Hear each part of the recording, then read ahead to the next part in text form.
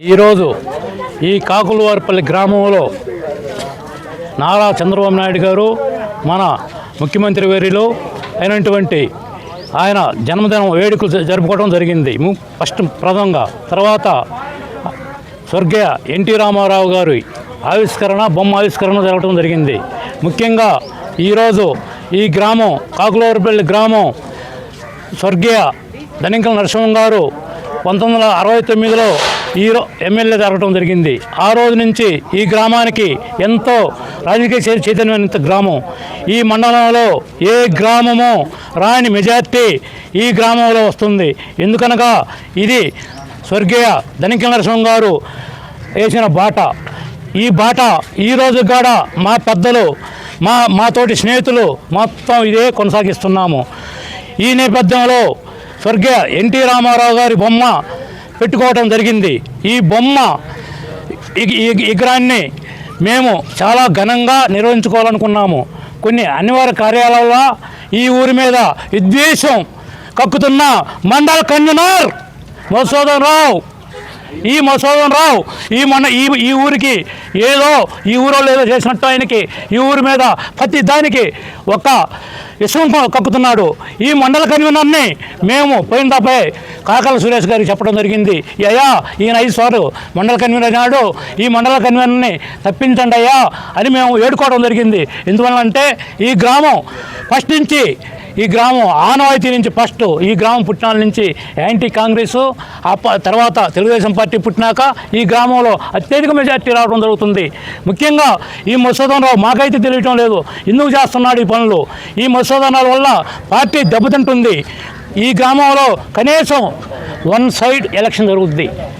ప్రతి ఒక్కరు గ్రూపులు ఉండొచ్చు, రకరకాలుగా ఉండొచ్చు, కానీ ఓటింగ్ దగ్గరికి వచ్చాక ఒకటే పార్టీ, అది తెలుగుదేశం పార్టీ.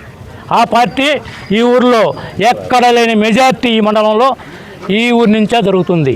ఈ ఊరు లేకపోతే ఈ మండలం ఏమవుద్దు అని మాలాంటి సీనియర్ నాయకులు భయపడుతున్నాం. ఈరోజు భయపడుతున్నాం. ఎందువల్లంటే ఇలాంటి గ్రామాలు 4-5 ఉన్నాయి. 1 కాకులవారిపల్లె, 2 దరిజేవి, 3 పెదిరెడ్డిపల్లె, 4 రొంపితట్ల. ఈ ఒక తెలుగుదేశం పార్టీకి ఒక మంచం లాంటి కోళ్ళు ఈ 4. ఈ ఒక స్తంభాలు ఈ 4 ఊర్లు.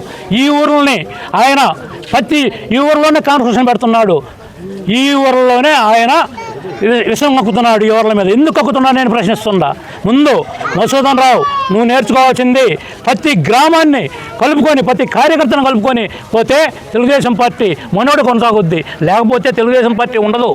తెలుగుదేశం మనం అనుకుంటున్నాం పోయినా ఎప్పుడు మెజార్టీ అంటున్నాం. పోయిన తప్ప వైసీపీకి ఎందుకు మెజార్టీ వచ్చింది? పోయిన తప్ప ఎందుకు వైసీపీ మెజార్టీ వచ్చింది? 1670 ఓట్లు వైసీపీ మెజార్టీ వచ్చింది. వైసీపీ హయాంలో నిన్న అందరం సమిష్టిగా చేసుకుంటే ఈరోజు మనం 3200 ఓట్లు మెజార్టీ వచ్చింది మనకి. ఈ వర్గాలు ఎక్కడ ఏ వర్గాలు లేవు. ఒకటి నినాదం తెలుగుదేశం పార్టీ కుటుంబం ఇదంతా. ఈ కుటుంబాన్ని పెద్ద నువ్వు, ఈ మండలానికి పెద్ద నువ్వు పెద్దరికం చేయవా నువ్వు. కానీ అందరినీ ఒక ఊరిలో ఒక గ్రూపులు పెట్టి ఒక ఊరిలో ఒకరిని పెంచుకొని నీ రాజకీయ నీ ఆర్థిక లాభాల కోసం చేస్తే ఇక్కడ తెలుగుదేశం పార్టీ కార్యకర్తలు ఎవరు ఊరుకుంటారయ్యా. ఇది నీకు హెచ్చరిక నేను చెప్తున్నాను ఈరోజు. ఎందువల్లంటే నా బొమ్మ తాలూకా వైల్లో చాలా ఘనంగా నా ఊరిని ధనికల నరసింహం గారి ఊరిని చాలా ఘనంగా చెప్పుకోవాలనుకున్నాను నేను. నువ్వు చేసిన పనికి ఈరోజు మా ఊరు వాళ్ళ మేము చేసుకునే కర్మ పట్టింది మాకు. దయచేసి ఇప్పటి నుంచి అయినా సరే దయచేసి ఇప్పుడైనా సరే కొంచెం ఆలోచించు. పార్టీకి బలోపేతం తీసుకురా, మేము స్వాగతిస్తాం. కానీ పార్టీని నాశనం చేస్తే ఊరుకుంటానికి ఈ ఊరు ప్రజలు, ఈ ఊరు కార్యకర్తలు మెదలకుండా ఉండరు.